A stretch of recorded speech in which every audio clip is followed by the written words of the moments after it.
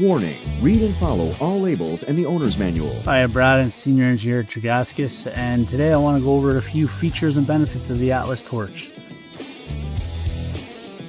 First off, this is a 350 amp, 100% duty cycle rated torch. It has a lot of features and benefits. New to the Atlas torch is a stainless steel body for the gooseneck armor. What this does is increases the TCP repeatability and durability of the gooseneck. The second portion is that all fasteners are covered in this torch.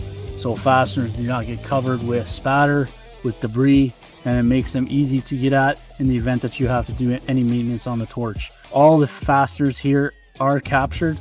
The 2 bolts inside the gooseneck, the 1 bolt in the V-band clamp, and then lastly the insulating disc, the 4 bolts that hold it onto the robot face are captured. With the Atlas torch, there's fewer parts. There are essentially 3 parts: the gooseneck, the connector housing, and then your insulating disc. The V-band clamp holds all that together. The tools to perform any maintenance on this torch can be done with either a 3mm Allen key or a 4mm Allen key, and then your standard pair of welpers. They're not complex tools. Everybody will have access to these tools.